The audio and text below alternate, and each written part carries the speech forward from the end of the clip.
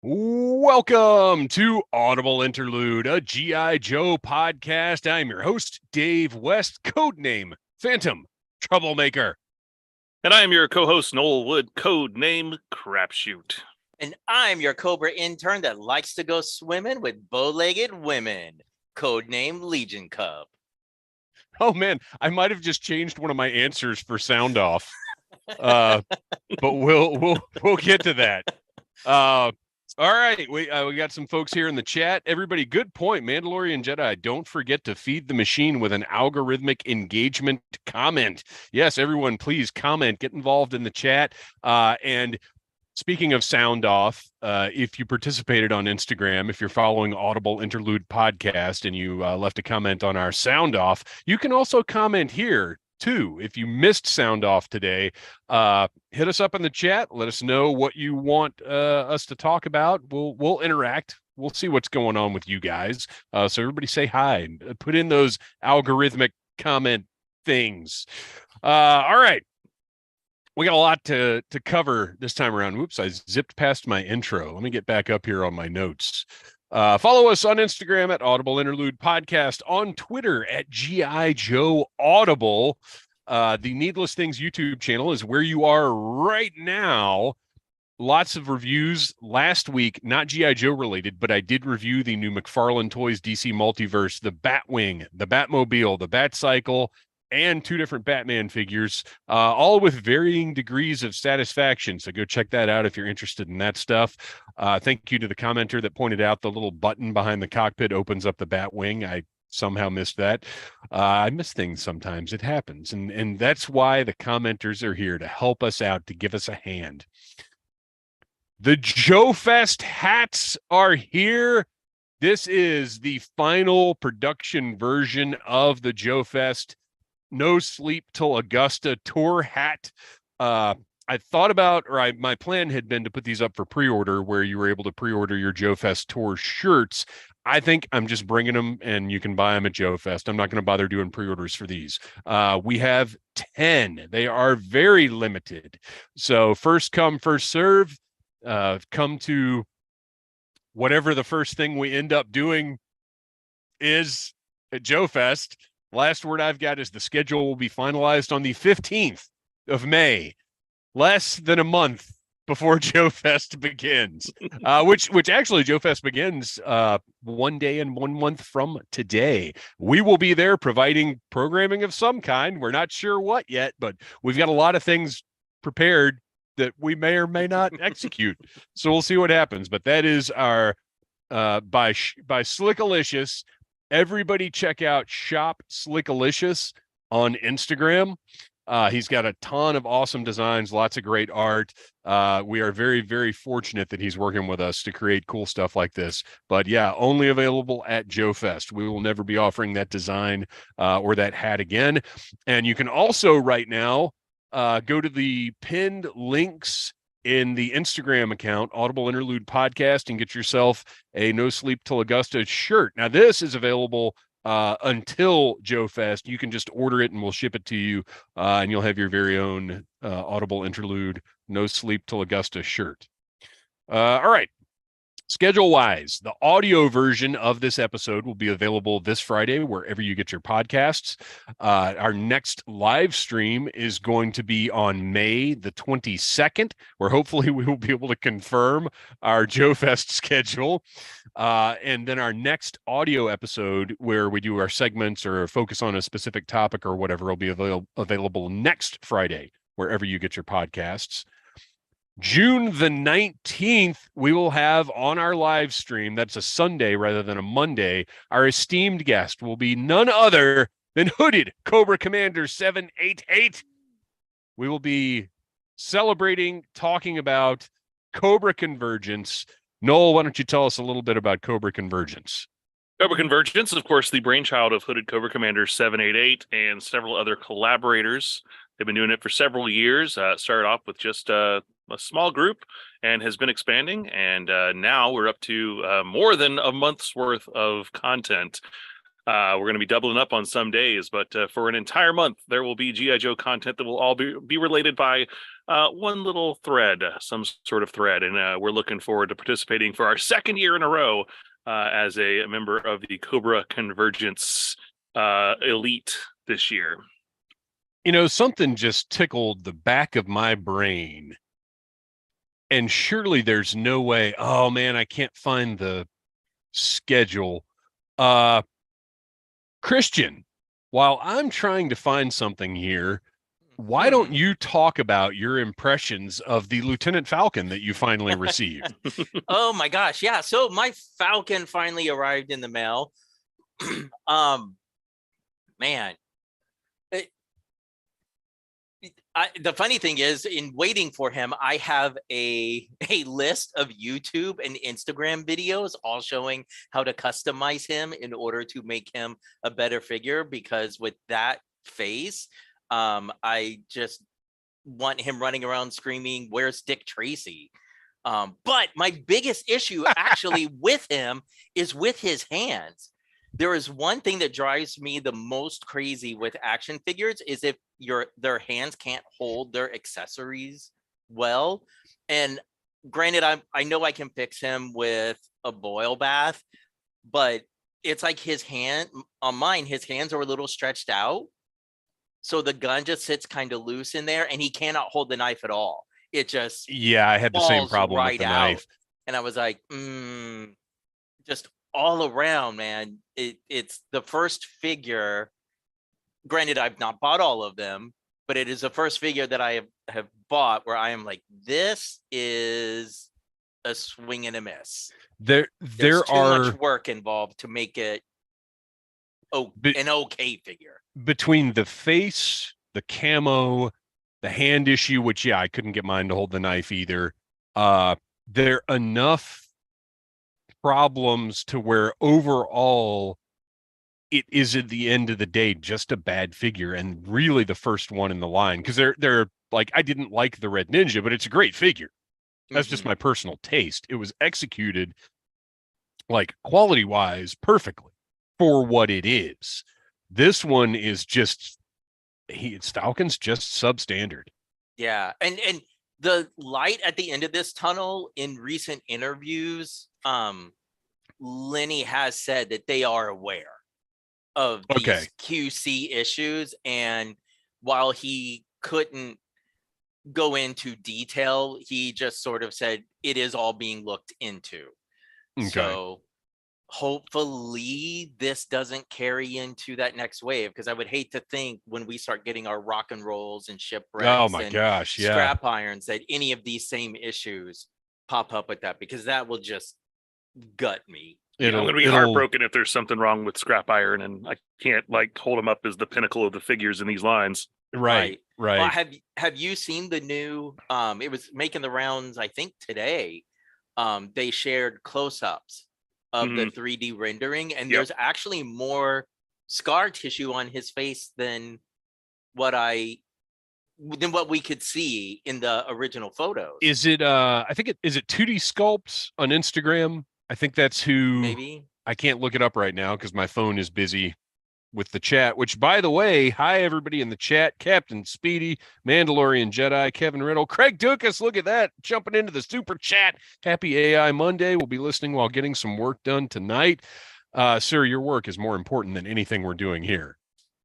Kevin Riddle, that wave is shaking at best. Okay, well, Kristian, since you're on it, why don't you go ahead and kind of give us because you had the opportunity to actually watch the video interviews with Lenny and Emily on the various shows, and you've got some notes. Yeah, so there were a few things that stuck out with me, and some of the news actually dropped today, but they were very forthcoming that the Arctic Bat was a thing, and something that, Lenny said that there was more to it than just what we saw on Snow Job's package. And then when the package of the Arctic Bat dropped today, holy crap, I cannot wait to get this figure. I love the new head sculpt. The chainsaw hand is something I didn't think I needed in my life, but I do. I know one of the things that we keep talking about, and I see it in the chat, is, you know, what's going on with O-Ring. And in the various interviews that I watched, they pretty much give a non-answer. Although in the very last one, I think Lenny was a little bit more forthcoming. So the answer they gave that rubbed me the wrong way was, we don't have anything to report. We're waiting to see what the line does. And that sort of made me go, well, wait a minute. If you're in charge of the line, how do you not know what the line is doing? If you're telling us that you are looking at online comments, how do you not know that this is something that people want? And in the last interview that I watched, Lenny said, like, there's nothing they have to report about it. They all still love 3 3/4. They know that you know, it's what we all grew up with. It's like the backbone of GI Joe. The HasLab Sky Striker going through actually did open a lot of doors and opened a lot of discussion, but nothing that is finalized and nothing that could be reported on now. And part of me wonders if not some of these early, you know, Q1 reportings of just the financial standing for Hasbro has made them go, okay, maybe the 2 packs didn't do what we thought they would, so let's just hold off, keep trying to grow the GI Joe brand. Again, this is just my speculation. Right. You know, not just classifieds. Let's grow the brand recognition, and then maybe we can do something. Or maybe it's more one-offs, you know, sort of like what they did with the Stinger. But he did say the Hiss tank was not even in discussion until that Sky Striker went through. Oh, wow. That's And interesting. That surprised me. He said the Sky Striker going through and doing as good as it did is what opened the doors for the Hiss tank.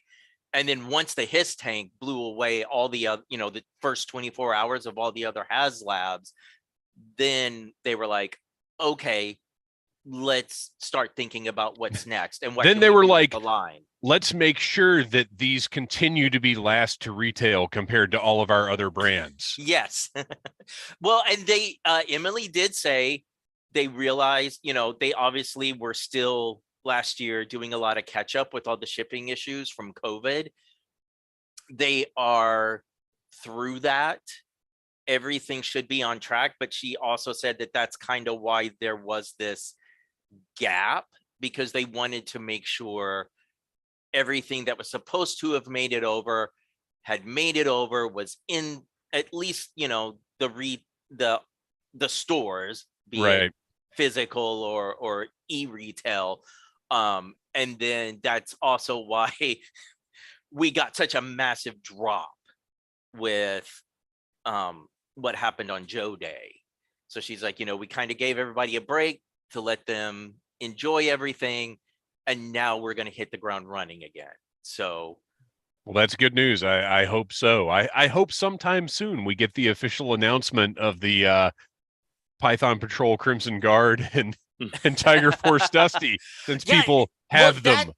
That is one thing that actually did surprise me, is they didn't actually touch on Python Patrol at all. They did say that Night Force is the new Walmart exclusive line, and because there is no Night Force counterpart in Cobra, they were saying that most likely the Walmart exclusive Cobra stuff is just going to be like the troop builders that maybe don't get as much recognition, i.e. like the Night Viper. Interesting. Okay. Well, let's circle back really quick. I'm going to do a little screen share here because we want to take a look at this guy. So this really blew me away because the execution is above and beyond what I expected from a bat repaint, because we've got a new head with what did I tell you? Hey, those kids like the animes, don't they? And then he's got the chainsaw arm attachment. And I'm trying to see here. He's It's got like interesting. a sniper rifle. Well, yeah, he's got, I think, is that Zartan's sniper rifle? I think the Master of Disguise Zartan. I had him down earlier today. I should have kept him down. And then he's got a piece of shoulder, or he's got two pieces of shoulder armor and then thigh armor that are new. And then just the way that they've painted him with the trim. Well, I guess that's about the same as the regular bat, but just the colors are different. It's very striking. It looks great, and there's more new to it than I expected. Absolutely. Yeah, I mean, I figured if you're getting Arctic Bat, you're getting a straight repaint with maybe a different accessory or two. But yeah, to completely do a remold of the head and have those extra like armor parts on it is pretty cool. Mm-hmm.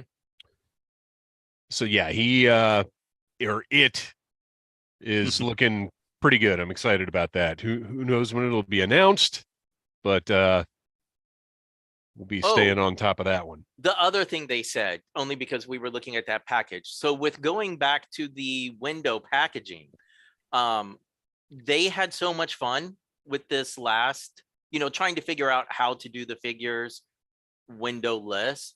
So, putting the little Easter eggs and all that stuff on there.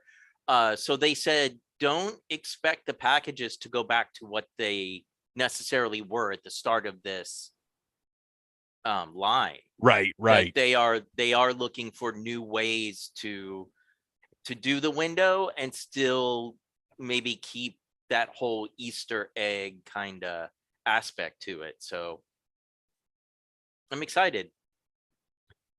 Yeah, I'm looking forward to hopefully some kind of combination of the new packaging style and a window. Okay, so we've knocked out a couple of things in the notes already, but the first thing I actually wanted to talk about is the need that we have for a Special Missions Brazil Robo Joe in the Classified series. I think that is far and away the most critical character that needs to happen immediately soon. So let's get on that, shall we? If you don't know, our last audio episode that went up this past Friday, we talked about a lot of outer space stuff as kind of a tribute to Guardians of the Galaxy coming out, and I sort of discovered my love for Robo Joe, and my review of the Robo Joe figure that I bought will be going up here on the Needless Things YouTube channel tomorrow. So you can experience my delight at the weirdness of Robo Joe. All right. Fred Braca, our pal over on his tank, shared a YouTube video by Action Robot Punch. And when I saw that name, it sounded familiar, and I'll tell you why in a minute. And it is Action Robot Punch took the G.I. Joe Combat Train, which was a Tyco set from the 80s, like just a simple, it's really just they took a bunch of different things and slapped G.I. Joe on it. It comes with vehicles, but they're not Vamps or Mobats, they're just Jeeps and tanks and little figures. But he wanted to take this concept and make a 1/18th scale working model train. I mean, it's the vehicles on it are about a 1/18th scale. Well, yeah, but that's it's a little small, but it is. But I mean, that's toys, man. Right. I mean, if the USS Flag had been to scale, it would have been what 27 feet long or something. Right. That's how toys work. So with what he did with it, it's pretty incredible. I'm amused that it took a train to get the snarkiest version of Noel that we've seen on this podcast yet.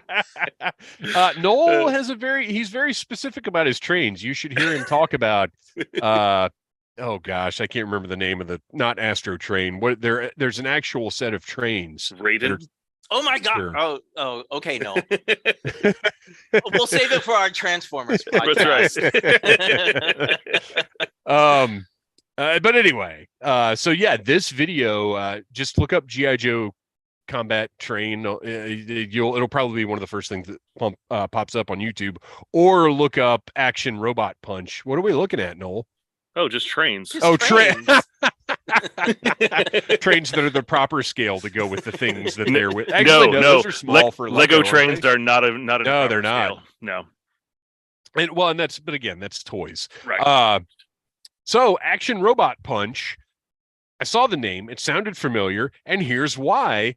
We are sharing a Cobra Convergence Day with Action Robot Punch.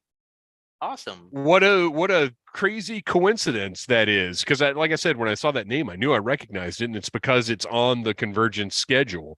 I just love that name because it's just they took 3 awesome words and put them together. And Action Robot Punch. The cool thing about the video is he details his entire process of how he purchased a larger scale train and just converted the whole thing, did a lot of 3D printing. And it's funny because he's very casual about how he describes the process and the engineering that he did and everything else. And I'm sitting there looking at it, and my mind is just being blown over and over again. But he's just like, yeah, so I designed this and then did it on the 3D printer. And I felt like a chimpanzee with a cell phone. I was like, there's no way I could figure any of this out. It was ridiculous. So yeah, everybody go check out that video. And thanks to Fred Braca for bringing that to everyone's attention. Because I certainly... No, I was certainly not disparaging the work or the actual no, product. Of course not. No, just when you said 1/18th scale, I was like, well, I'm going to take. I should have said real American hero scale. Yes, it is scaled very well with the Joe stuff. All right, we got to check back in with the chat really fast. Rachel Salinas, Lieutenant Falcon, is getting a new code name and promoted to Major Disappointment. Yeah, you're not wrong. Mandalorian Jedi, I'm going to need a few more bats. Yeah, the bats are so addictive, especially if they happen to be marked down a little bit on Amazon. And I think that is the rumor, is that this Arctic bat will be an Amazon exclusive. It's obviously nothing about it is confirmed yet. But that I've seen that in a couple of places that tend to be right about these kinds of things. Rachel Salinas, bring on the Armor Tech Classified Joes. Yes, 100%. JJ Holdershit, shite. Uh-oh. I'm a little late, but made it just in time for a Mission Brazil reference. I don't know how much of an accomplishment that really is because there's so many of them. I don't know that that's a special moment at all. All right. Legends of the Hidden Force is back. We did a great interview with a couple of those guys that you can still find on the YouTube channel here and wherever you get your podcast, where they really did a deep dive into how the line came about.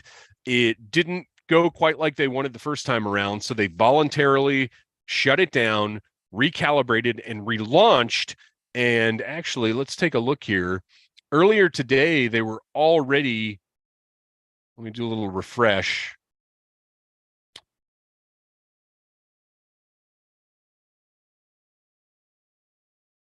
They are... Did this go down? I could have sworn this was higher when I looked at it earlier today. 16,410. Yeah, I thought it was at 20 something earlier today. That's interesting. But they're still a good way along for having only been back up for a day. I encourage everyone to go check out Legends of the Hidden Force on Kickstarter. Just awesome looking G.I. Joe type ninja figures. And I will say, I think they have put together a much more compelling assortment for the initial. Everything is much easier to understand. It's easier to see, oh, this is all in. If I want 4 figures, the way that they've set it up is much easier it's more intuitive. It's more in line with a lot of other Kickstarters that you've seen. So everybody go check out Legends of the Hidden Force. I've reached out to see if maybe they want to come back and do another, just kind of an update on how they decided to make the changes they made, but I'm excited about this and I'm glad it's back. All right. Dr. Mindbender. So Dr. Mindbender went up again for pre-order a while ago. And because I am a delusional optimist, just like I'm still waiting for that O-Ring Retroverse announcement, I'm hoping that this Mindbender is not going to have the stained shoulders. So I pre-ordered one when they went up, because apparently having 2 is not enough for me. So I ordered a Mindbender, and he has been delayed until September 1st. And the only thing that I can think is that they went into production, they started putting them through, and they realized, oh, we still forgot to take the cape off of the figure in the package, and they're stained again. So throw them away and start all over. Because September 1st is a pretty hefty delay. Yeah. Like, that's time for a production run of something that already exists. So I don't know what's going on with that, but he better not be It's the writer's stained. strike. It's yeah, absolutely. Because they have to write the next piece of classified storytelling Right. to tie Mindbender and Serpentor into the next release, which will obviously be a Special Mission Brazil Robo-Joe. By the way, I'm available to write that piece of lore, Lenny and Emily, if you're looking for somebody. Scab. Oh, that's true. Yeah. Well, who cares about me? You can be mad at me all you want. I'm gonna write. I'm gonna write my Robo Joe fan fiction. You can't stop me, Hollywood. April the 29th, I received a notification from Hasbro Pulse that my Retro Zartan and Retro Storm Shadow were about to ship. Nothing from Walmart. So I was like, you know what? I'm going to, because you know me, I play pre-order roulette. I pre-order from as many places as I can. I've got a spreadsheet where I keep track of everything that I've pre-ordered, and whoever gets it to me first gets my money. So I pulled up my Walmart app, went in there to cancel my pre-orders, and surprise, surprise, my pre-orders were canceled by Walmart on October 19th. Oops. Had no notification of that, no emails, no nothing. So yeah, I didn't end up having to do any work there. It was great. I'm checking mine right now because I. Oh, did you order from Walmart? Yeah, I ordered mine from Walmart. Yeah, I'll be curious to see if they're still there, because Walmart has been on a mad spate of canceling pre-orders lately. They canceled literally every item from a whole couple of waves of WWE, the Superstars and the Ruthless Aggression series. Walmart went in and just canceled everyone's pre-orders. Done. Too bad. Sorry, fellas. And unfortunately, Mattel Creations does not carry that stuff in the way that Hasbro Pulse does. So I was charged for the figures on May 2nd. They were delivered on May 6th. I reviewed them today. They will be up on the Needless Things YouTube channel soon. I'm not going to do them both this week because I've got a little variety of things I want to do this week. But I will say, I love this Zartan. The green eyes are fantastic. The blue armor looks really good. And his skin tone has a more pinkish hue than the other Zartans. Oh, you've still got your pre-orders? Still got mine. Just says delayed. And apparently I ordered Crimson Guards too. I forgot about that, but those are arriving by June 29th. Supposedly. The retro ones. So yeah, I really like the Zartan. He's got the mask, has a little bit of facial hair on it, which is different from the mainline release. This is the most toyetic Zartan so far. And then Storm Shadow, pretty cool. He's a little whiter. He comes with a shuriken hand. He's got wrist wrappings rather than the armor. He has no gloves on, but he still has the torn sleeves, which I absolutely hate. So we still, in my opinion, we still don't have a great Storm Shadow, because I don't like my ninjas with Larry the Cable Guy sleeves. That makes no sense to me. They may as well just given him a plaid gi. Okay. Need to share the screen again. Here we go. So we got a little leak of, or not a leak, but somebody was digging around. This was posted by Destro, who's one of the admins on His Tank, and on Toy Arc, I believe. So he was digging around in, I put my notes away like a goon. Hang on. Don't look at my notes. Spoilers. All right. There we go. All right. So Destro and His Tank found files in the Gunship Battle G.I. Joe Takeover. I don't know what that is. What do you guys know what that is? It's a mobile game that got some GI Joe skin vehicles. Okay. Yeah. So it's one of those like World of Tanks type deals. Yeah, if I'm not mistaken. Okay. But then again, Well, there was a World of Tanks that had one too, so maybe I'm confusing those two. well, whatever the case, he was digging around in the files and he found, first of all, this giant armadillo with, I mean, it's basically surrounded by classified figures.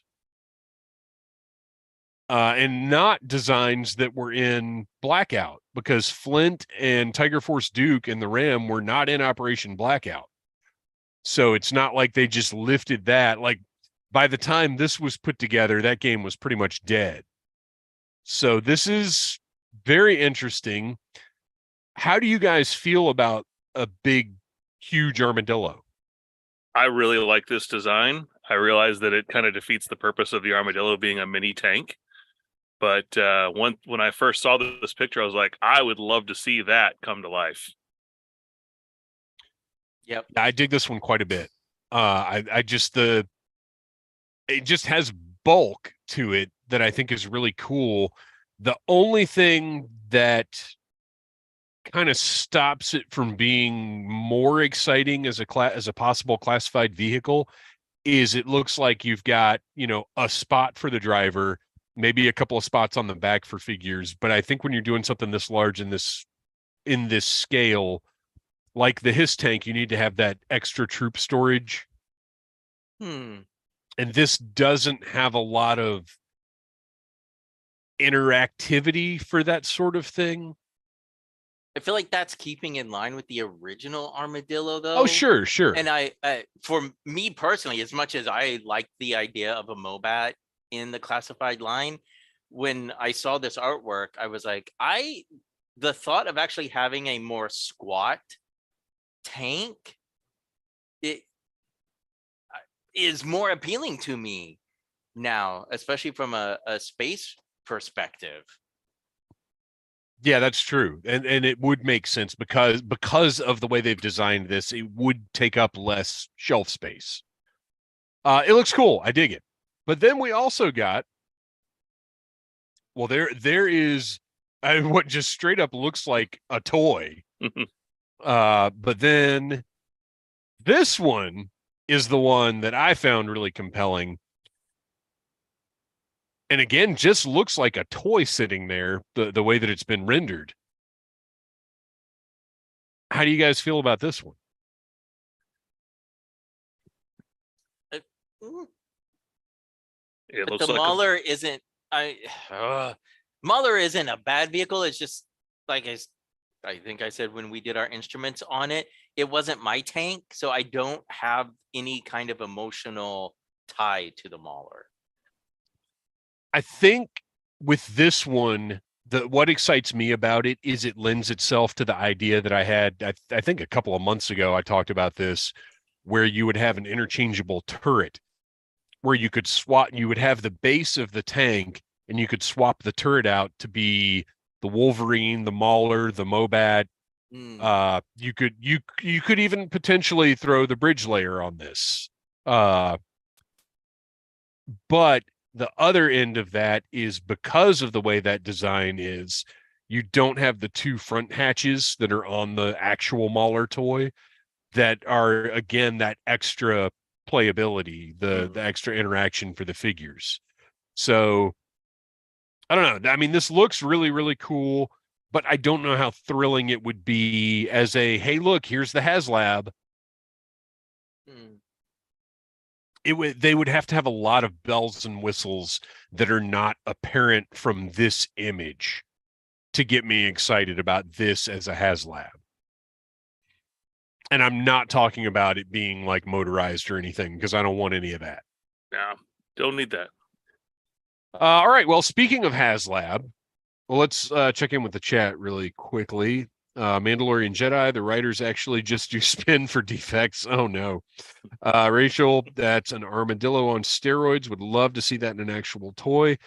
Yeah, it'd be interesting to see the execution. But speaking of HasLabs, oh well, we got this awesome art that is going to be the wraparound for the Hiss Tank box. This is just killer. It features all of the figures that are included, a few different angles of the Hiss Tank. This is just great art. I think it looks great. But yeah, I'm thinking about using that as a background on the shelf that it sits on. Yes. Depending on how large that is when it actually arrives. I got my images out of order here. Okay, here we go.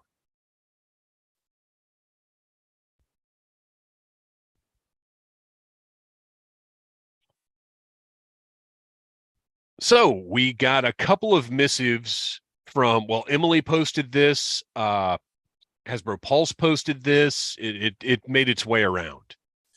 So we have incoming. This is the first set of images we received. Incoming transmission from Agent Longfellow, which there's been a lot of speculation as to who Agent Longfellow might be. Location and COBRAISLAND. That's pretty clearly Cobra Island. Begin transmission from Agent Longfellow. Operation Hemingway successful. Detailed schematics for Project Solar Flare en route. And we have to assume Project Solar Flare is the Hiss Tank.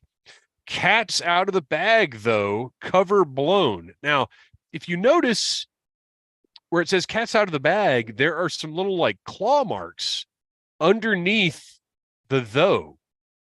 Cover blown. Just remember, cat's out of the bag.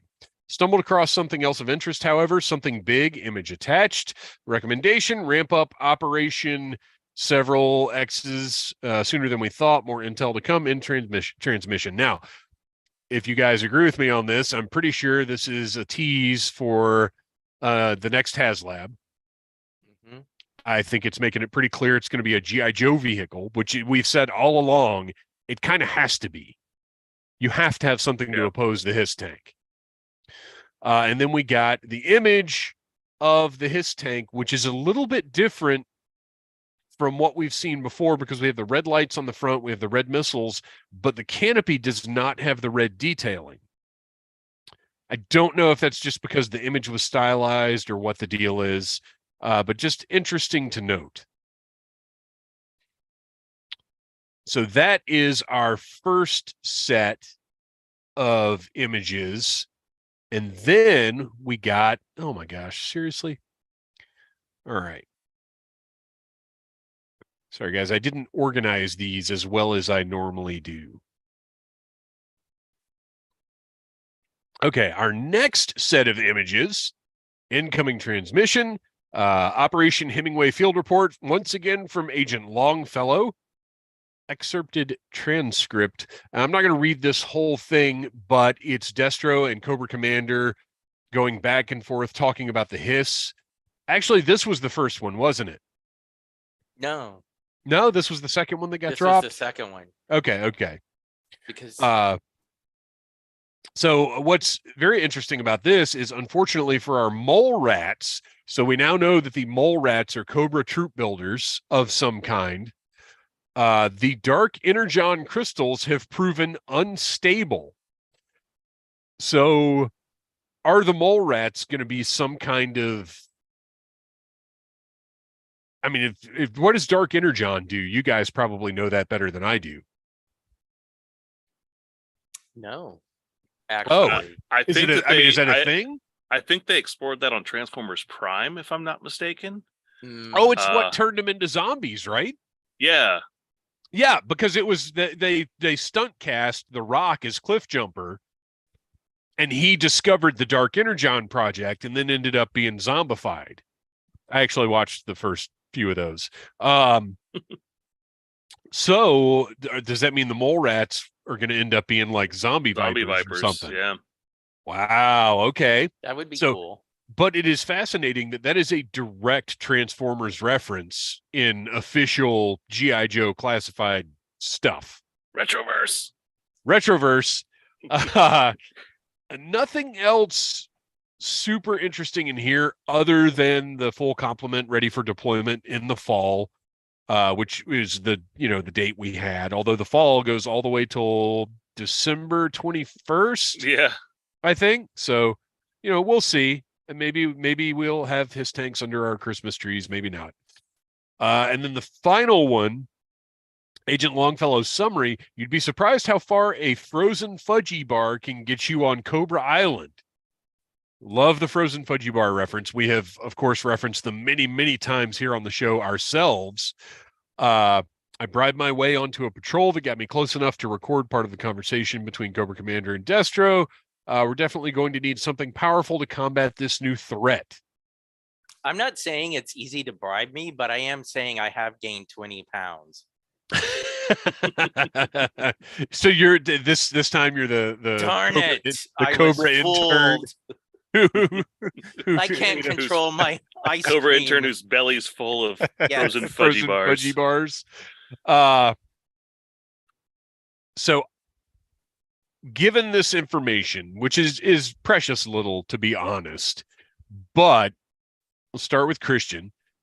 Just looking at that, top of your head speculation, what do you think the G.I. Joe HasLab is going to be? Just your snap thought. My snap thought is it's going to be a tank.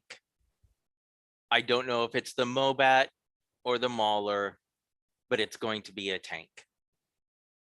Noel? Well, if you want to read into the cat thing, I know a lot of people were speculating a snowcat. That doesn't seem like a very appropriate vehicle for Cobra Island, but they also talk about frozen fudgy bars. So there's a cold reference and a cat reference. So that was what my thought was. Well, we talked about the snowcat a lot on one of our previous episodes as it being, yes, it is an Arctic vehicle, but it is very unique looking. When we were looking at that image of the Mauler and I said, it's not that exciting. The snowcat is very exciting. Mm-hmm. The snowcat potentially has a lot of bells and whistles that can be added. So I am going. If your stretch goals are the pieces that sort of change it from the snowcat into some of the other forms, then yeah, that is a formidable vehicle to take on a HISS tank. I mean, you could have a different turret. You could have different the skipedos or whatever. Right. Could be something else. The back, they could even. And I think we talked about this before, but it's been so long. Well, I don't remember what we talked about last week, so whatever. But if you remember when you were a kid and you had the snowcat, that back panel comes off. Well, they could very easily upsize the snowcat to be more of a troop carrier, but still maintain that profile. I think there's a lot of potential there. And I will tell you, if they threw that up, I would be very excited. Well, and plus you've also got, I know some people were speculating on Wolverine, which would be a good size counterpart for the HISS, but we've already got a cover girl on the line. I don't think they're going to do another Wolverine with a different cover girl, but we don't have a Frostbite. You could always use an Iceberg or a Blizzard as throw-in figures as well for something like this too. Oh, everybody's going to want stupid Blizzard. But we've also, considering that we've got Snow Job. We know there's an Arctic Bat coming. There's clearly like an Arctic element in some of this. And I think they announced Snow Serpents too. So there's definitely some Arctic stuff that they have thrown in here recently. So it would make sense. Let me ask you guys something. Before they deploy Blizzard, do they turn him upside down and shake him? I'm sorry. That was really terrible. If not, he's free. Let's that seems like a good time to check into the chat once again. Firefly, first time catching y'all live. Hey, welcome, Firefly. You're my favorite G.I. Joe character. Greetings from Biz Copperhead on his tank. Oh, what's up, man? Alan Grant, hey boys, Transformers crossover. It's hard to imagine a Transformers crossover in Classified because the scale, they managed it with the Real American Heroes scale, which was pretty incredible, and for us a dream come true. A lot of people didn't love it, but I sure did. But in Classified, I don't know what that would entail or how they would do that. You couldn't really go that. Maybe a ferret or a ram. Well, my gosh, Mandalorian Jedi, Whale Transformer HasLab. Good Lord. Yorktown Joe, the Cobra intern who ate the last frozen fudgy bar but left the empty box in the freezer. Oh, man. The Yes. worst. Yes. Kevin Riddle, Range Viper's box art has that dark Energon on it, or that's what I see, and Big Ben's box art is in a mine. Oh my gosh. Imagine if they really are going to start like telling stories through this box art in that way. That's fascinating. I don't have the Range Viper box art handy, so we're not going to look at it right now, but good thing to point out there. All right, what else have we got?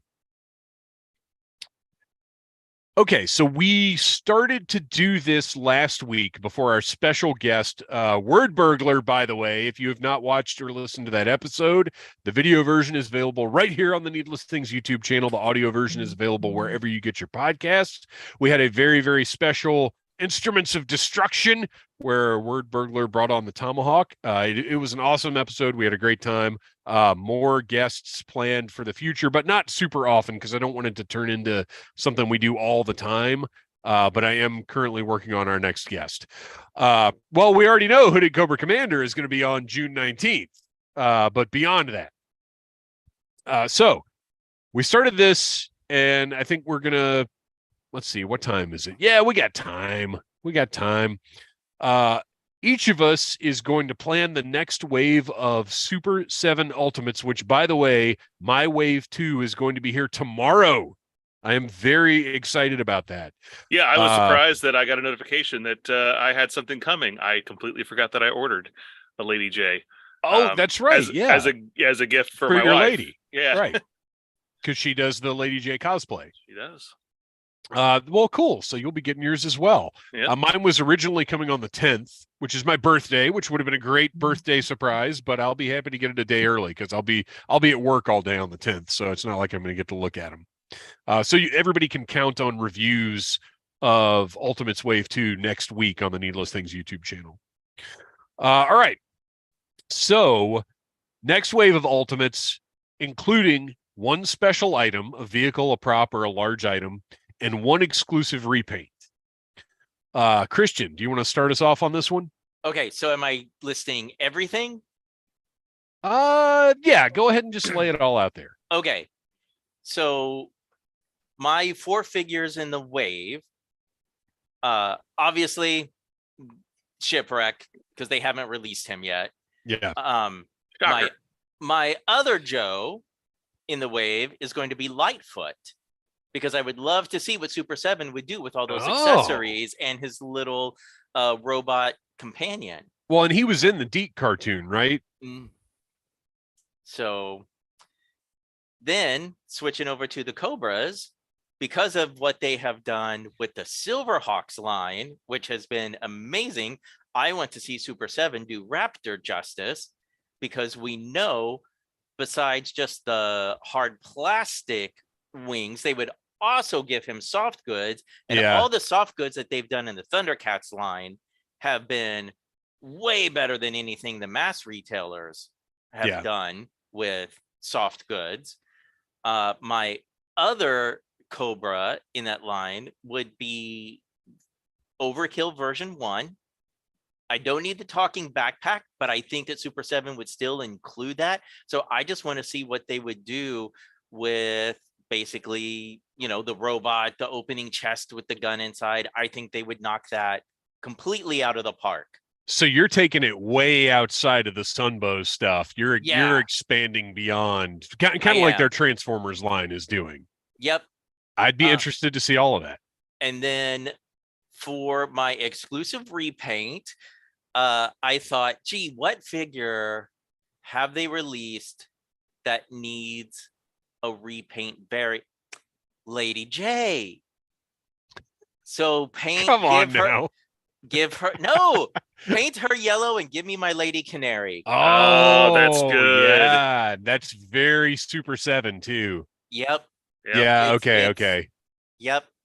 The first time in recent history that anybody has ever approved of a Lady J repaint. Well, this one might actually sell. Yeah. Oh, it would. It would. And for my special item, I want the DNA mistake monster Serpentor. Yes. Yes, that's Oh, very Super wow. 7. Very. Yeah, absolutely. And if they were going to make that, they would kind of be committed to do a Sergeant Slaughter at that point. And I want that. Exactly. So. Oh, that's great. I love it. Noel, you want to go next, or you want me to? Sure, I can go next. Okay. So I went with I actually had two separate lists, but I think because what I did was I really delved deep into what accessories some of these guys would have. So mine are all going to be Sunbow related. I'm going to start off with a Roadblock V1 because you got to have a Roadblock in your assortment somewhere. Of course, he's going to have Madus, his giant machine gun. He's going to also carry the Snow Job laser. He's going to have that because he uses that quite often in the cartoon. And then he's going to come with a knife and some vines from the Revenge of Cobra. He's also going to have the jar with the vines that he collects. Also a fuel can from the Revenge of Cobra episode. Also, he'll have a chef's hat, oven mitts, and tongs as a reference to, well, him being a chef, but specifically from Red Rocket's Glare. Obviously, he won't have the Hawaiian shirt for that, but it would be a nice touch if he could. He can have a soft yeah, I goods was gonna Hawaiian say, shirt. I guess he could. They Yeah, I guess they are absolutely doing would soft put goods in that some in of these there. now. Yeah, So there absolutely. you go. Next up, we're going to stick with another Joe. Bazooka is going to be in my next assortment. He's going to have the jetpack he used in the Pyramid of Darkness. He's going to have a bomb to defuse, as he did in Cobra Quake. Also a banana, as he had in Cobra Quake. He's going to have his flaming torch that he carried in The Gods Below. He's going to have the Cobra Commander dartboard that he used in Flint's Vacation. Oh, my gosh. He will come with a frozen fudgy bar. And he'll have an alternate head where he's blowing bubble gum. And he'll have a baseball card. So all those features with him. For Cobra, we're going to start with Major Blood, who will come with the binoculars that he used in the mass device, along with the failsafe activator he had in the mass device. He will have the crystal container he carried in the Revenge of Cobra and the communicator that he had in the Pyramid of Darkness, in addition, of course, to his rocket gun and his regular backpack. And then finally, Firefly will round out this assortment. He's going to have the bomb he carries in the Revenge of Cobra. He'll have from Haul Down the Heavens, he'll have his binoculars, and he'll have the acid vats that he carried in that.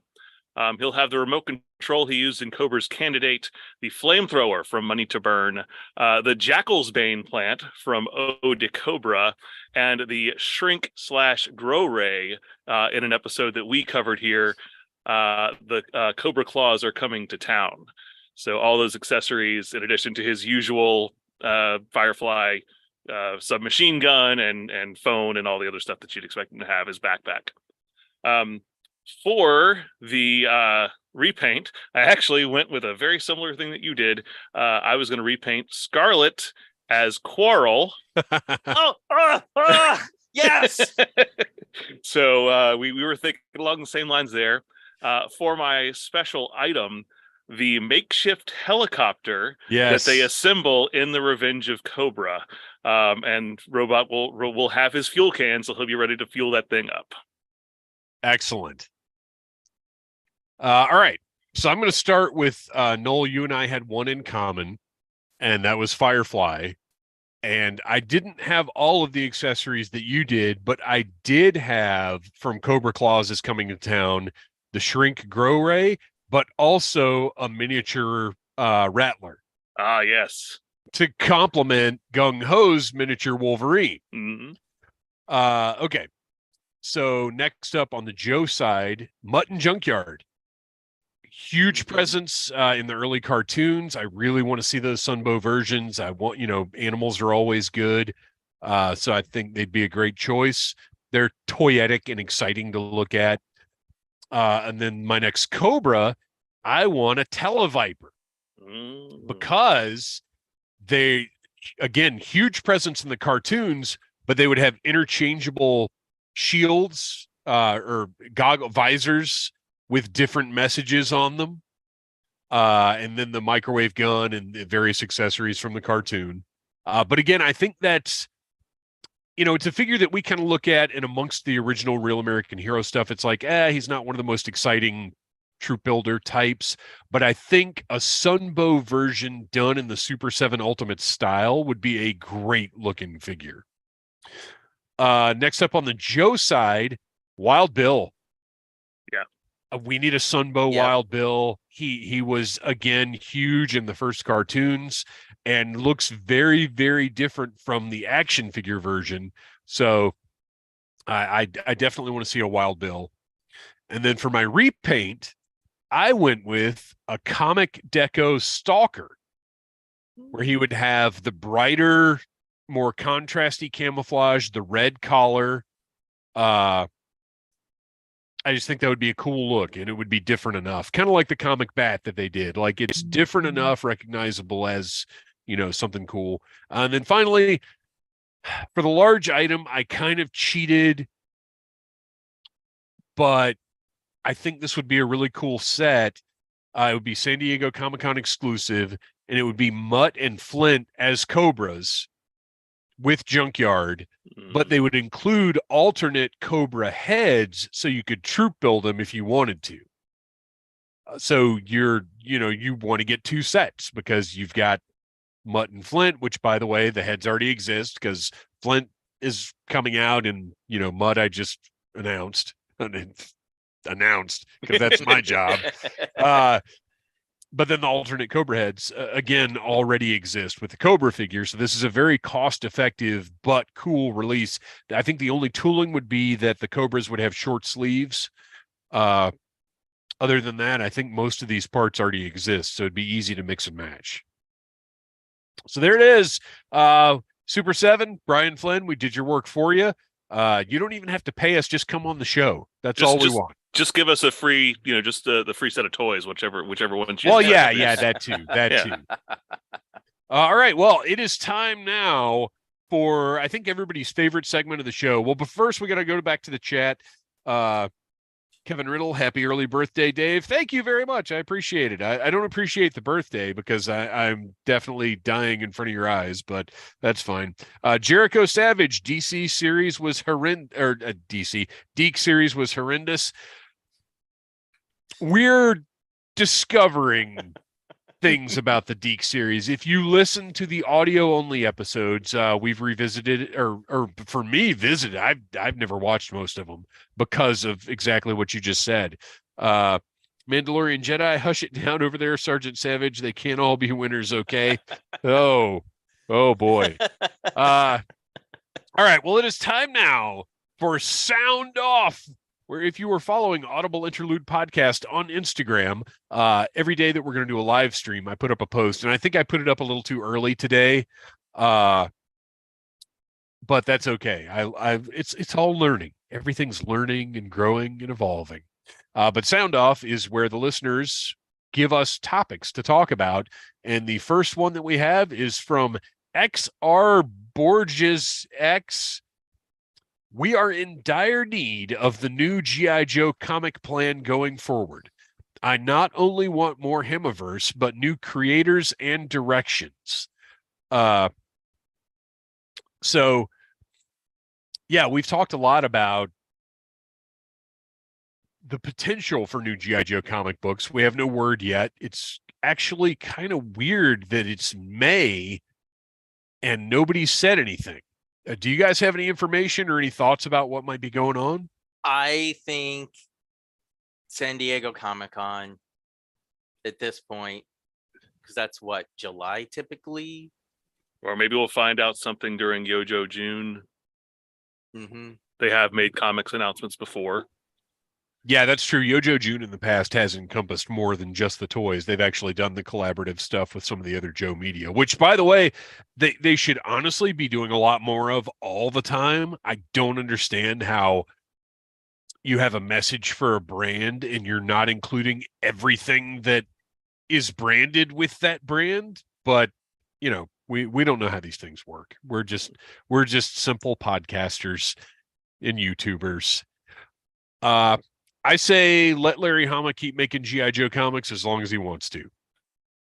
As long as he feels like doing it, like he has more than earned the right, whatever he wants to write, as long as he wants to keep creating it, because there will always be a market for Larry Hama comics. Yep. Like as long as he's making them, people will keep buying them. So I'm all for that. To go back to our His Tank things that go on over there, which by the way, if you're not part of His Tank, if you're not engaging or at least lurking, it's such a great resource for thoughts, conversation, ideas about GI Joe. You don't have to comment because there's some folks over there who can get a little surly from time to time, but there's always good information being exchanged, and there's a lot of fun to be had. Captain Mal on His Tank suggested a comic based on Classified that was essentially like the Ultimate Marvel universe. And I think that is a great idea. Keep the basic premise of Joe and the characters, but relaunch it, streamline it, and represent it. Just start over again, but keep everything that's important about G.I. Joe Real American Hero and use it and just do different things with it. I think I would be very excited to see that. And it's been successfully done with other franchises. There were, of all things, Buffy the Vampire Slayer got a relaunch a few years ago, and it was done very well because it was updated, it was modernized. They took some of the concepts and kind of changed them around, and it was exciting to read. And that's what made the Ultimate Marvel so exciting, is you knew the characters, you knew the situations, but it was fascinating to see the ways in which they were evolved and changed. So you'd see, oh, look, there's Vulture, but now he's this and interacts with things in this way. I like seeing different permutations. It's almost like Elseworlds in DC. Just seeing the same stories interpreted in different ways. So I think that's a great way to go. Do you guys have any specific ideas about the comics going forward? I said I haven't really been following too much with comics over the last few years, but I mean, I completely agree with just giving Larry carte blanche to do what he wants as long as he wants to. And then as far as side stories, I'm always up for a good refresh. Just kind of a doing something in a different world. They've done a few things that have tried to do that recently, but I think doing something that really does kind of stick to, because let's face it, there's an audience out there that really wants something that feels like either Sunbow or like the old Marvel. So do something in that style that's just a complete reboot. Well, and it's great that you mentioned that, because Mandalorian Jedi just said I would like to see more comics focusing on the cartoon series like the Saturday Morning Adventures. Yeah. 100% agree. I don't necessarily want that to be the main series, but my gosh, keep that going, because that was fantastic. Yeah. We reviewed it here on the show. Yeah, and with something like that, you don't have limits. Right. You can do with whatever you want to. Well, and I think the important thing about that is, whether you love it or not, the Sunbow G.I. Joe cartoon series is the single most recognizable iteration of G.I. Joe to the world. So to base something in that, if they want to do a mainline comic, a Hama comic, and the Sunbow comic, do that. There's room for three completely different G.I. Joe comic books out there. But I tell you what, that Sunbow comic is the one that now you got to promote it. I don't think Saturday Morning Adventures got as much promotion as it deserved, probably because it was the tail end of IDW having the license. But if they would go out and promote that the way that Marvel promoted the Star Wars, when Marvel got the Star Wars license back, that was a huge deal. And I'm not saying that G.I. Joe would be received in quite as big a way as Star Wars. Obviously, it's just not as big a property, but they could. This is a belief that I have to my core. If you make it a big deal, it's a big deal. Right. Yep. All right. Speaking of Mandalorian Jedi, all over the place on this episode. Since we all know that G.I. Joe is the world's most elite fighting force, but is always looking for a few new recruits, what movie would you add a post-credit scene to in which General Hawk appears to recruit a character from the movie to the G.I. Joe team? Additionally, who would Cobra recruit in an end scene? So basically what he's saying is take an existing movie and add a post-credit scene, Avengers style or Iron Man style, where Nick Fury shows up and recruits Tony, except this would be General Hawk, played by Dennis Quaid, because I love that casting personally. General Hawk shows up, although by the time this happens, it's probably going to be his son that's Jack on The Quaid. Boys, Jack Quaid. But anyway, General Hawk shows up and recruits this, after whatever the events of the movie were, recruits this character to the G.I. Joe team. Great. I love these kind of thought prompts. I don't think that's the right term, but you know what I mean. Have you guys had a chance to think about this? Oh, I mean, yeah. Yeah. Okay. So for me, the Joe team would show up in an end credits at the end of a John Wick movie, Okay. Yeah. because he needs to be a member of G.I. Joe. And for Cobra, they're going to show up. Well, Tomax and Zaymot are going to show up in the credits of American Psycho and recruit Patrick Bateman Oh, wow. to their business. Oh, I love that. That's fantastic. Okay. So I'm going to go next because this is pretty funny. So at the end of Point Break, the original Point Break, not the 2015 Point Break, a man approaches Johnny Utah and tells him, Johnny Utah, you went above and beyond in trying to apprehend the operative known as Bodhisattva. He might be gone, but he was just a small part of a larger operation. Johnny, have you ever heard of the Dreadnoks or a man called Zartan? They call me Hawk. Because, of course, Bodhi's little unit was just a small branch of the Dreadnoks, who ultimately are run by Cobra. So Keanu Reeves, once again, is being recruited. How did we both pick Keanu Right? Reeves? It's the universe. So Johnny Utah needs to be a Joe agent. And then for Cobra, this one is something a little different. This is, I think, a very underrated, underappreciated movie. One of the most awesome movies ever made. The best Punisher movie ever made. After Manzano shoots Daniel at the end of Man on Fire, the scene returns to Creasy's body and it zooms in as we hear a helicopter descending. Creasy suddenly coughs up blood because spoiler alert, if you haven't seen Man on Fire, first of all, it's awesome, but he dies at the end.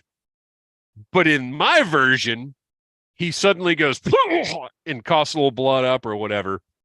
After the credits, he wakes up in a hospital and he has two identical men standing over him. They tell him their employer understands injustice and corruption and thought that Creasy was far too talented to die. So Denzel Washington gets recruited as a Cobra agent. All right, Noel, what you got? So I did not get a chance to preview the sound off stuff. So this is all kind of off the cuff after we first converged here tonight. But mine is almost a little too obvious. I did not think of a Cobra one, but I thought of the Joe ones. Because this has always bothered me. I would go back to the not so great original Transformers movie from 2007. And those characters played by Josh Duhamel and Tyrese Gibson, they should have never had the names they had. They should have just been calling them Sergeant Hauser and Sergeant Hinton the whole time. Yeah. And at the very end of the movie, Hawk comes along and says, yeah, I've seen how you've been able to handle these and work along with these aliens from outer space. I'm recruiting you for a new team I call G.I. Joe. Believe it or not, fellas, there's weirder stuff out there, and we need your help with it. Yeah. So yeah, absolutely. What is that one of the most bizarre missed opportunities in, like, I'm not gonna say Hollywood history, but like franchise history? Well, everything they've done with these potential crossovers, I think they've missed so many opportunities because whenever they've talked about doing a shared universe, they always leave out Transformers. And I guess they just feel like it's too much of a sacred cow to include. Right. But I've always said that's the one connective tissue. That and Mask are the two things that can really connect everything else. Yeah. Yeah, absolutely. All right. I'm going to throw the two that first occurred to me. I'm just going to throw them out there. And I was like, it doesn't work. The first one, and this is kind of messed up, and I'm sorry that you guys are getting to look into my evil, dark psyche. I think The Mist has one of the greatest endings of any movie of all time. And my first thought was that at the end of The Mist, when Thomas Jane has just done what he did and the army convoy is coming by, and Hawk just like leans out of a vamp and says, "Hey, I think you got what it takes, pal. Hop in." And then the other one that I had that I didn't even think of at first as having a connection to G.I. Joe, but it does. I am a huge fan of the movie Deep Rising. If you haven't seen it, it's a great. I love like water-based horror movies like Deep Star 6, Leviathan, stuff like that. Not The Abyss, and I'm hurt. But I'm sorry, The Abyss is just dull. Also, the Sphere, the Michael Crichton one, is just so bad. But Deep Rising, big fun action movie. At the end of the movie, they end up stranded on this desert island with the suggestion of like kaiju out in the island. So my first thought was, oh, because I've always wanted a sequel, or I've always wanted a follow-up of like, what the heck is on that island? What are these people dealing with? So my first thought when I saw this question was, oh, the Joes pull up in the hovercraft and are like, quick, get on board. And it turns out it's Cobra Island and a bunch of Dr. Mindbender's experiments have escaped. And that's what's there. And Stephen Sommers, who directed G.I. Joe Rise of Cobra, directed Deep Rising. So there's a connection there as well. But I chose not to use that one because it just, Treat Williams is awesome, but he just didn't feel like Joe material to me. So I didn't use that one. All right. We got to keep moving on. Let's see. What do we got going on in the comments? Mandalorian Jedi, Saturday morning, afternoon probably shouldn't be the only Joe comic line. Yeah, it should be one of, but I don't think it can be the only. Yorktown Joe, keep Larry's stories going as well. There are 3 of you, and you each have your own adventures which don't impact each other's versions. Multiple story adventures are welcome. Absolutely. Mandalorian Jedi, I love Cobra codename Psycho. Mandalorian Jedi, what? Cobra Creasy Bear. All right. Shop Slickalicious, our pal that designed the No Sleep Till Augusta Joe Fest tour hats that will only be available at Joe Fest 2023. I believe I just dropped our Joe Fest hat. I believe the last HasLab transmission almost confirmed that the next HasLab may be a classified Joe vehicle. Your thoughts? And is there anyone still hoping it's a Dragonfly, or anyone else still hoping it's a Dragonfly? Well, we kind of already covered that, but I would be just as excited to see a Dragonfly as I would to see a Snowcat. I still think the Dragonfly is a fantastic selection for a classified HasLab because it's, yes, it's going to be very big, but it's also narrow, so it can go on a shelf as opposed to the Tomahawk that's going to take up like big round. Right. Yeah. I mean, you can fold the rotor blades back, but it's still, Dragonfly seems more reasonable to me. And then finally, Silent Interlude. Word Burglar had a very good point that G.I. Joe has been supported by the same core demographic for the last 40 years. Yes, that is accurate. To me, it seems like multiple attempts to relaunch the brand has backfired and only alienated the core. I take issue with that because you will never alienate the core. We will always be here no matter what. Even Classified, which has been the most successful, doesn't seem like it has made much of an impact beyond Real American Hero fans. Is there a way for G.I. Joe to sustain itself moving forward and add new blood without alienating that core demographic? Do you think Classified is actually winning anyone new over to G.I. Joe or just cashing in on the same guys? Okay, I got a couple things to say about this. One, alienating the core demographic, I get what you're saying, but also we're always going to be here. We're like those WWE fans that just keep watching.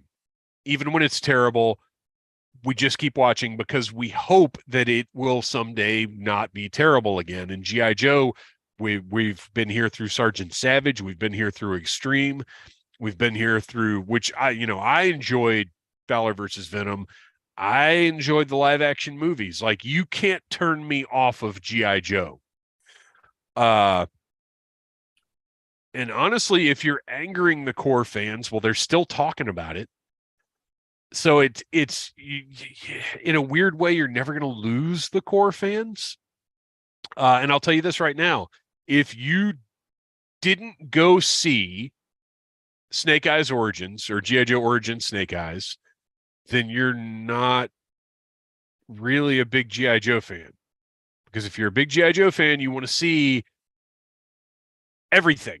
You want to experience everything. I'm not saying you're going to like everything, but you got to see it. You got to check it out. And you got to support it. That's got to support one of the big things is that, if you want this brand to continue and bring back the stuff that you may be nostalgic for, you have to at least, you don't have to buy everything, but supporting the brand in some way is always going to be important. And also, I think the thing to understand for core fans is, and this is addressing the next thing, is there a way to move itself forward? Well, yes, there is. And chances are those of us who were there in 1982, may not like some of the ways or some of the things that are required to do to move it forward, because the whole point of moving it forward is capturing a younger audience with different ideals, different thoughts, different expectations. So it's really tough to say, because when Classified started, it was based around Operation Blackout designs. They really had a synergy with that video game, and their plan was, yes, we're going to push this forward. We have, new designs, new concepts that are rooted in, it was kind of what we were talking about before, of being the version of Marvel Ultimate or Ultimate Marvel. And core fans were furious at the Gojos and at the Shin Armor, and lost their minds over Roadblock's wacky gun, which I'll say, I don't like his wacky gun. I do. I don't like it for Roadblock. So I don't know how you move G.I. Joe forward. I don't know. I think Noel actually hit it right on the head, and it's something that people don't want to hear. But in order to move these properties forward, you kind of have to cut the nostalgia ties and do what you said and go after the younger audience. The example that I use for a lot of people is the Teen Titans cartoon. Like, when the Teen Titans cartoon came out, I was working at a comic shop at the time, and people that were Teen Titans fans that grew up reading the George Perez Wolfman stuff hated the anime designs. The cartoon took off with a certain, with young kids, and it did really, really well. And then it kind of ran its course, and then they created Teen Titans Go, and that infuriated the people that liked the Teen Titans cartoon. Right. But guess what? It brought in even more people, even younger kids, than what the Teen Titans cartoon did. But those kids that grew up on Teen Titans Go get to check out the Teen Titans cartoon, which gets to lead them to the older comics. And that's sort of, we saw it with Thundercats. We seen it with the He-Man Revelations, that sometimes whenever you start to veer too far away from that nostalgia feel that a generation has, and they go, well, that's not mine anymore.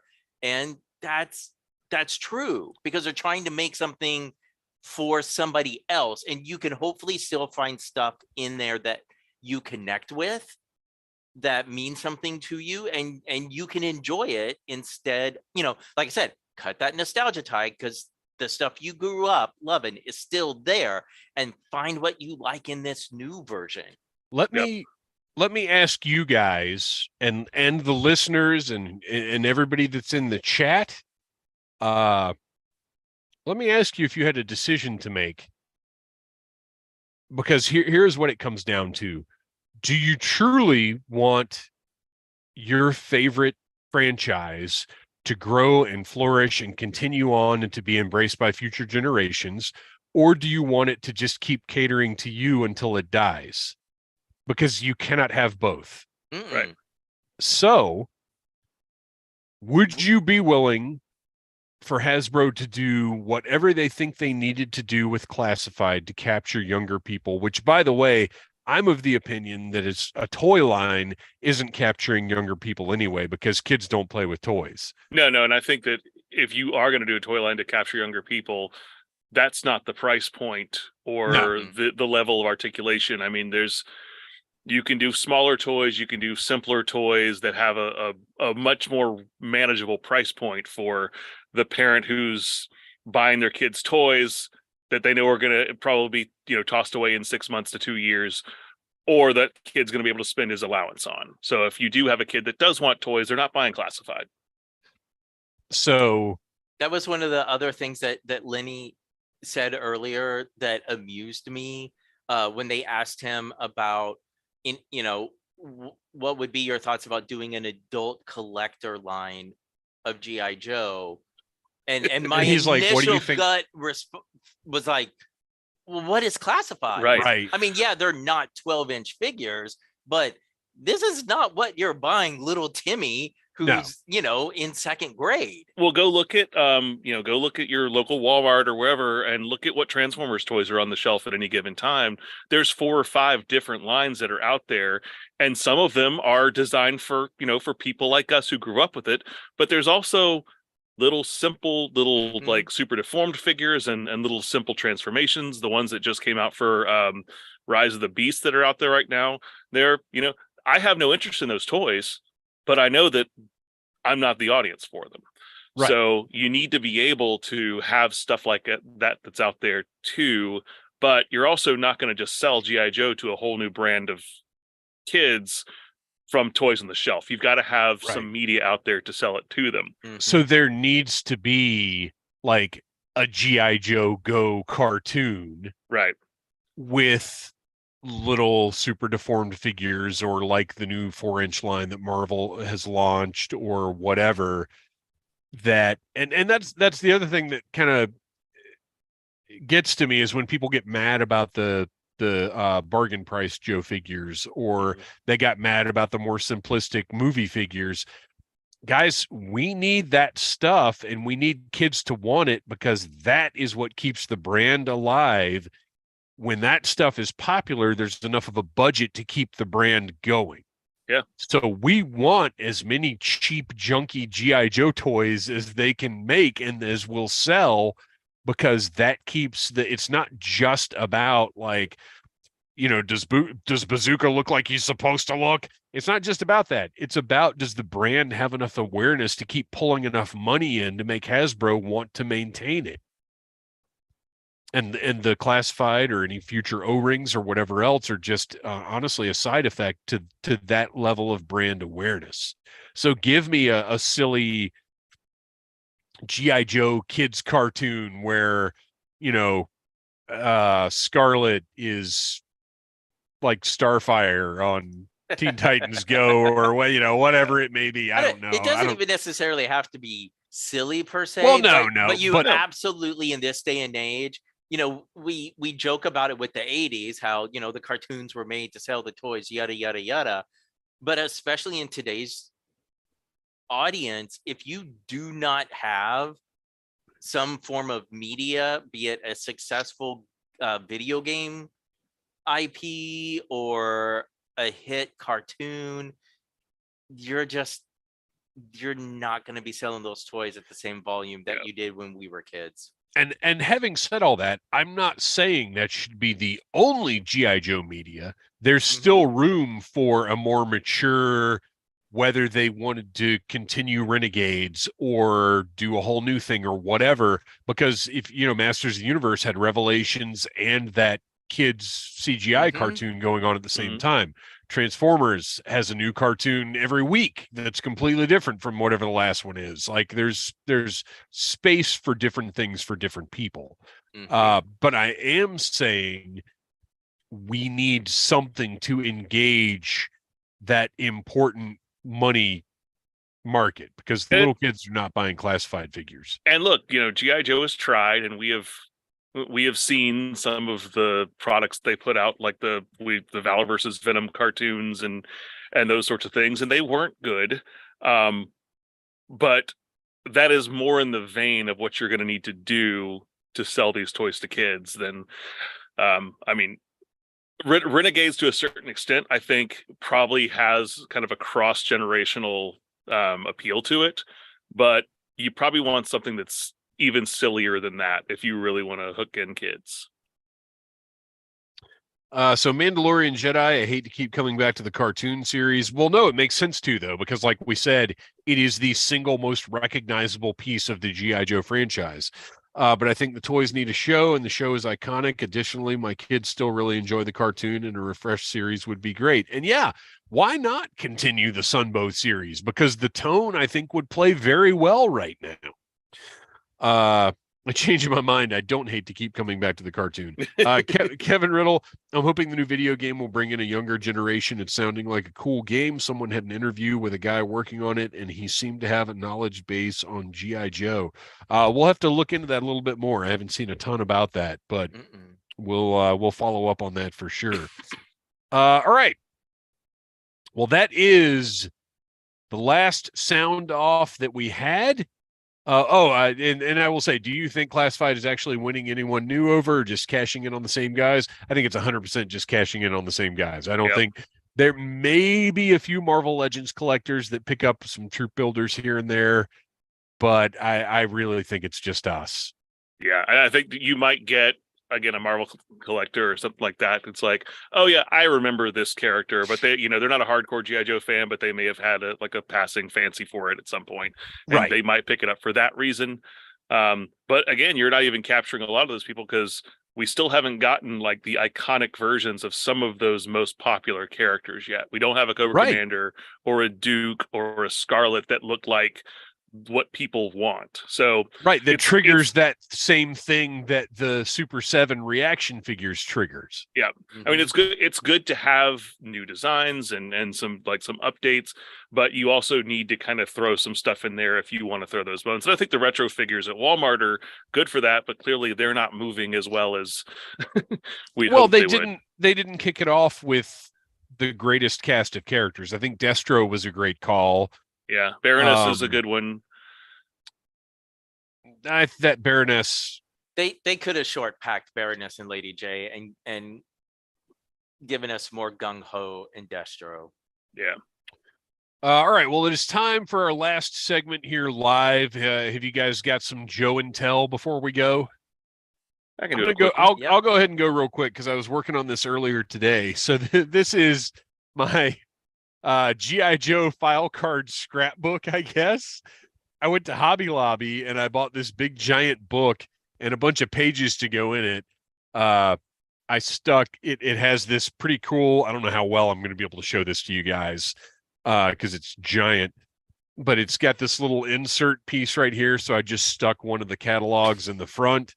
But I needed some way to file my file cards, and I didn't want to just stick them in a recipe box, because then you can't really look at them. So I bought a bunch of photo pages, and these are the collection that I got from my pal Wilson 3 years ago, or a little more than 3 years ago. Had not only almost every single accessory, but also had a ton of the file cards. So I've got a pretty good collection of file cards here, and I just stuck them in this book.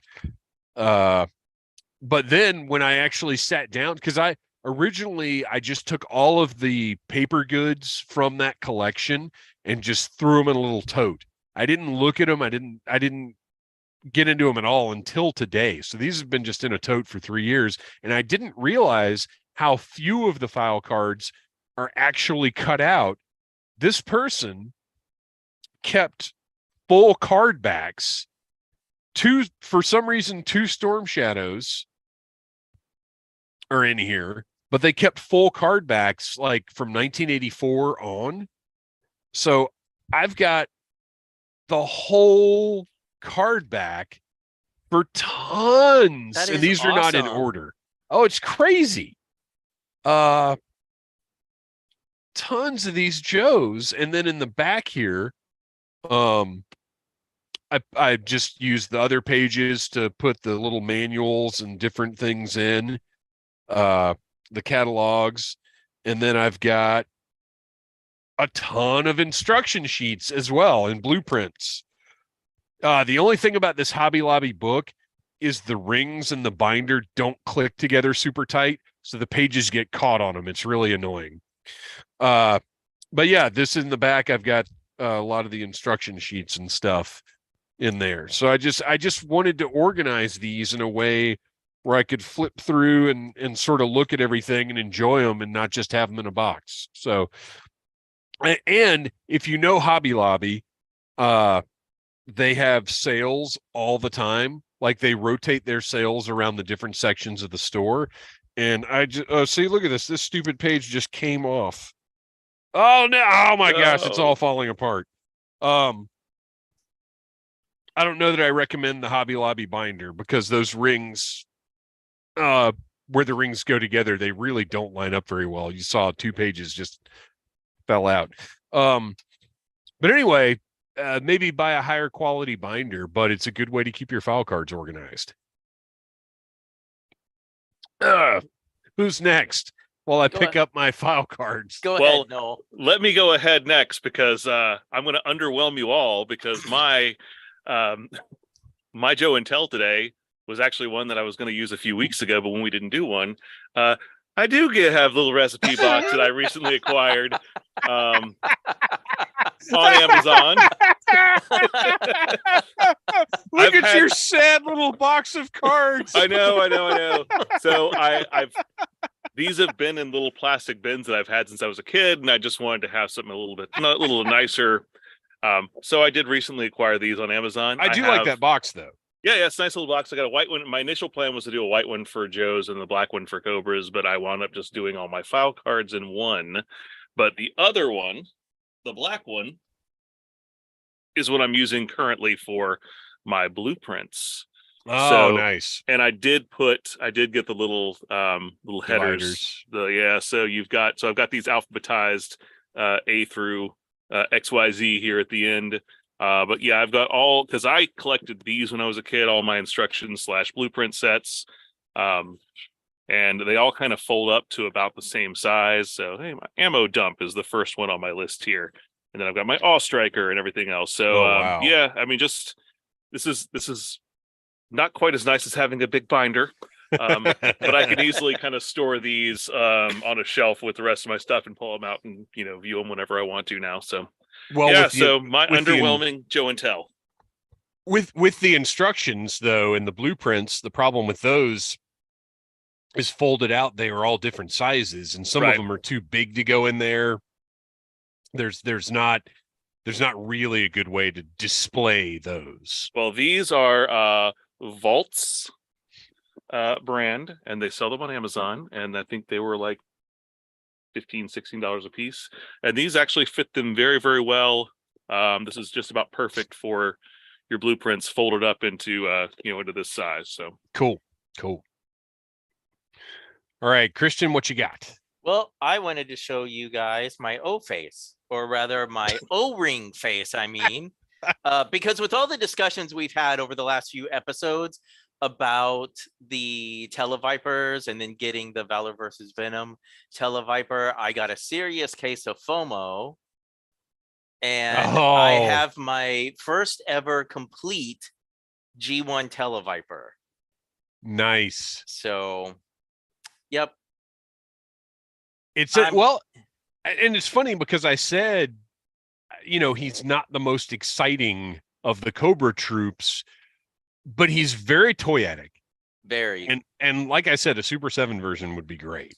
And surprisingly, I found out there's a variant to that Valor versus Venom Televiper. They came in, the first one that I had gotten off eBay so cheaply was blue. They did a gray version.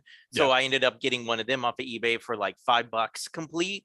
And I was like, man, I'm really starting to dig the Televipers here. So actually the G1, since he is so aesthetically different from the Valor versus Venom style, it's more like he is a Televiper commander or officer, and they are just Televipers. There you go.